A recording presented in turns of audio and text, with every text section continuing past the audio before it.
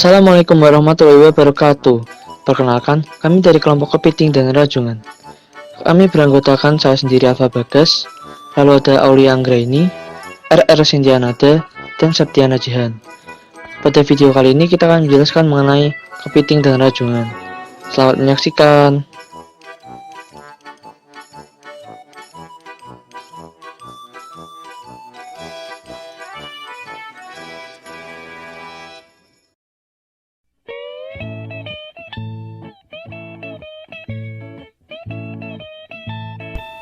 Morfologi.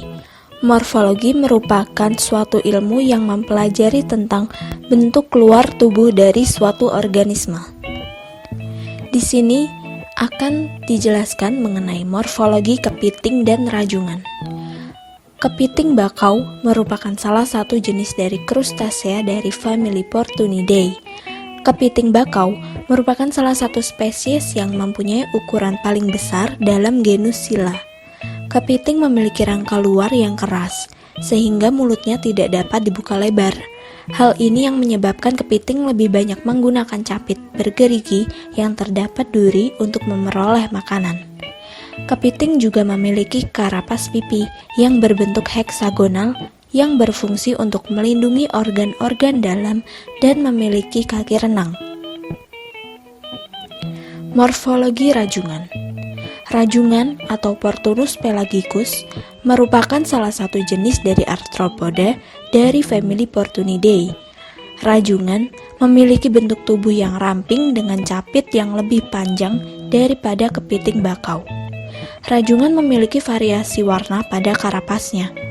Rajungan mempunyai 5 pasang kaki, yang terdiri atas 1 pasang kaki sebagai capit yang berfungsi sebagai pemegang dan memasukkan makanan ke dalam mulutnya, 3 pasang kaki sebagai kaki jalan, dan sepasang kaki terakhir menjadi alat renang.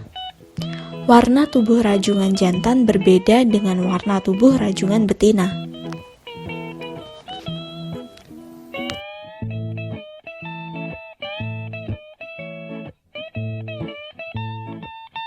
Kepiting merupakan hewan yang dapat hidup di perairan tawar, payau, dan laut. Sebagian besar kepiting yang kita kenal banyak hidup di perairan payau, yaitu tempat tumbuhnya ekosistem mangrove. Kepiting yang biasa hidup di ekosistem mangrove biasa disebut dengan kepiting bakau. Menurut Christopher et al. 2017, kepiting memiliki habitat hidup yang digunakan sebagai tempat pemijahan, pengasuhan, mencari makan, antara lain adalah ekosistem mangrove dan lamun. Sedangkan untuk rajungan juga mampu hidup di wilayah mangrove, tetapi rajungan juga mampu untuk hidup di ekosistem lamun dan terumbu karang. Menurut Agus et al. 2016, ekosistem pesisir yang lengkap di dalamnya seperti mangrove, lamun, dan terumbu karang berperan sebagai habitat asuhan dan habitat kawin bagi rajungan.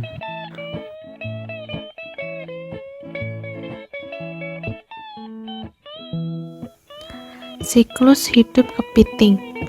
Setelah telur menetas, maka muncul larva tingkat 1 atau zoea 1 yang terus-menerus berganti kulit sampai sebanyak 5 kali sampai terbawa arus ke perairan pantai.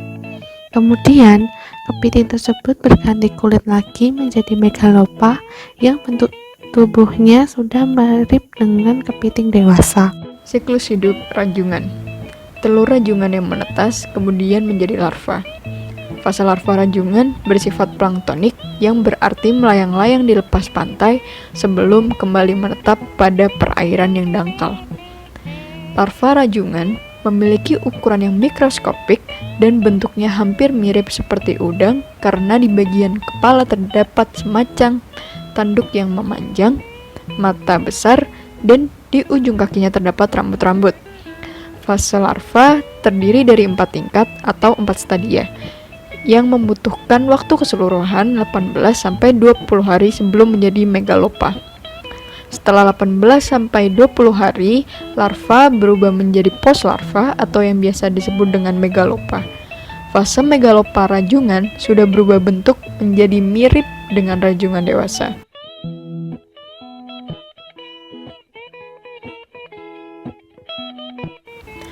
Anatomi kepiting dan rajungan. Sebagaimana hewan air pada umumnya, kepiting juga dilengkapi oleh organ tubuh untuk menunjang fisiologisnya. Kepiting memiliki insang, lambung, jantung, hepatopankreas, maupun alat reproduksi.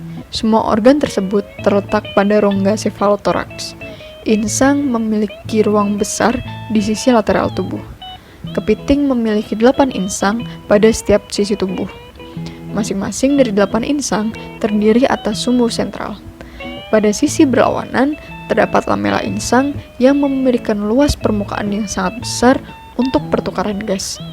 Insang memiliki fungsi sebagai alat pernafasan pada kepiting. Jantung pada kepiting memiliki fungsi untuk mengendalikan kegiatan sirkulasi. Jantung pada kepiting biasanya berwarna putih atau abu-abu buram dan terletak di sinus perikardial. Kelenjar pencernaan pada kepiting letaknya saling bertumpuk dengan ovarium atau sel telur.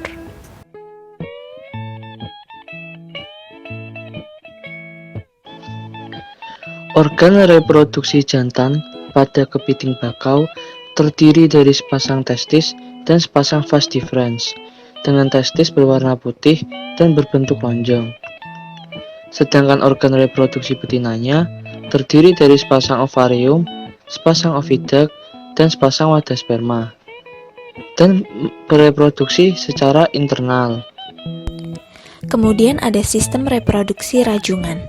Reproduksi rajungan yaitu terjadi kopulasi dengan bagian abdomen saling bersentuhan dan membuka.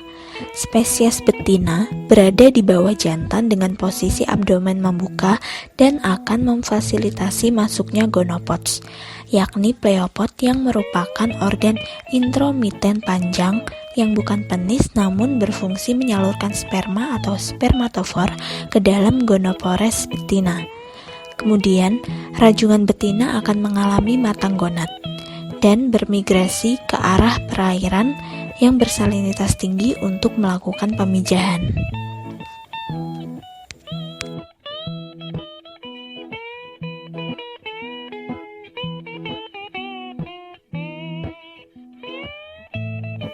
Sistem pencernaan kepiting dan rajungan. Urutan pencernaan makanannya dimulai dari mulut, kerongkongan atau esofagus, lambung, usus, dan anus. Menurut Fujaya et al. 2019, seperti pada krustasea lainnya, saluran pencernaan kepiting dibagi menjadi 3, yaitu foregut, midgut, dan hindgut. Foregut terdiri atas mulut, kerongkongan, dan lambung. Midgut terdiri dari usus buntu dan kelenjar pencernaan. Hindgut terdiri dari tabung lurus sampai dengan anus. Kelenjar kepiting biasa disebut hepatopankreas. Tangan dan sabitnya yang besar dan kuat memungkinkan menyerang musuh dengan ganas atau merobek-robek makanannya. Sobekan-sobekan makanan tersebut dibawa ke mulut dengan kedua sabitnya mirip dengan bila kita menggunakan garpu.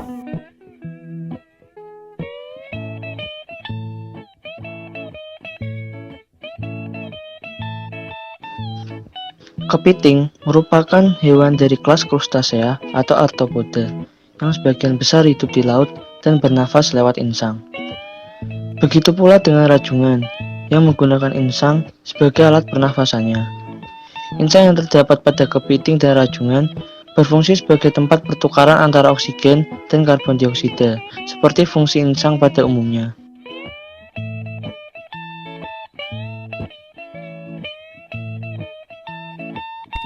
Peranan ekonomis dan ekologis kepiting dan rajungan. Kepiting bakau memiliki peranan ekonomis yaitu sebagai salah satu komoditas perikanan yang memiliki potensi sebagai penyangga kehidupan masyarakat terutama bagi nelayan skala kecil. Sedangkan nilai ekonomisnya yaitu apabila terdapat kerapatan yang tinggi di dalam ekosistem mangrove, maka akan mengakibatkan banyaknya oksigen, nutrien, dan lain sebagainya. Kemudian ada rajungan. Rajungan memiliki peranan ekologis yang sama dengan keberadaan kepiting pada ekosistem mangrove. Rajungan juga memiliki peranan ekonomis yaitu memiliki daging yang dapat diolah dan dijadikan bahan usaha untuk kuliner.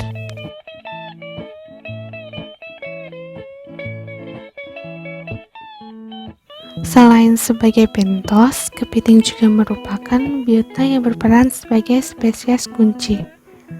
Salah satu peranan kepiting adalah aktivitas makanannya yang melibatkan biota lain, seperti kepiting yang berperan sebagai pengurai serasah mangrove untuk sebagian dimakan dan dicabik-cabik. Keberadaan kepiting di ekosistem mangrove dapat dijadikan sebagai indikator apakah hutan mangrove masih berfungsi dengan baik atau tidak. Menurut Siringo-Ringo et al. 2017, kepiting bakau merupakan salah satu spesies kunci dalam ekosistem mangrove yang memegang peranan yang sangat penting. Sistem kunci rajungan. Habitat rajungan yang beraneka ragam, terdapat makhluk hidup lain yang beraneka ragam pula. Rajungan merupakan spesies kunci pada habitatnya, karena rajungan memiliki peran yang penting bagi ekosistem. Fungsi rajungan berperan sebagai spesies kunci di hutan mangrove, yaitu mengkonversi nutrien dan mempertinggi mineralisasi, meningkatkan distribusi oksigen di dalam tanah, membantu siklus karbon, dan penyedia pakan alami bagi berbagai jenis biota perairan.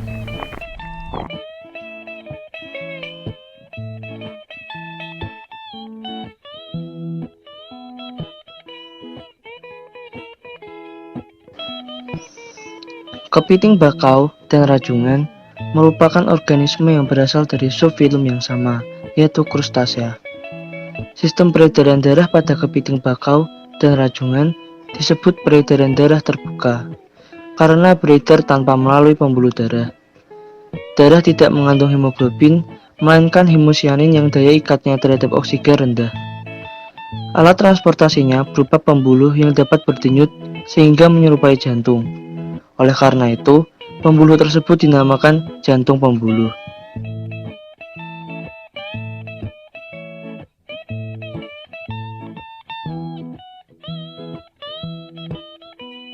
Sistem saraf kepiting dan rajungan. Sistem saraf Crustacea disebut sebagai sistem saraf tangga tali dengan ganglion kepala atau otak terhubung dengan antena atau indera peraba, mata atau indera penglihatan, dan statokista atau indera keseimbangan. Menurut Dani et al. 2020, sistem saraf kepiting terdiri dari sistem saraf tangga tali.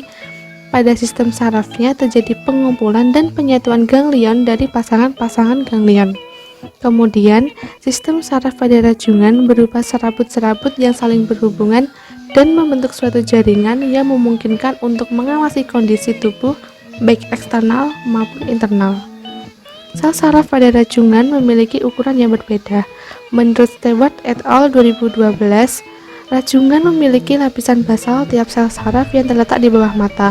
Bagian pertama berukuran 10-35 mikrometer, bagian kedua dan bagian ketiga memiliki saraf yang berukuran kecil yaitu 5-7 mikrometer, hingga saraf yang berukuran besar yaitu 30-40 mikrometer. Sekian penyampaian materi mengenai kepiting dan rajungan dari kelompok kami. Kurang lebihnya mohon maaf. Terima kasih. Wassalamualaikum warahmatullahi wabarakatuh.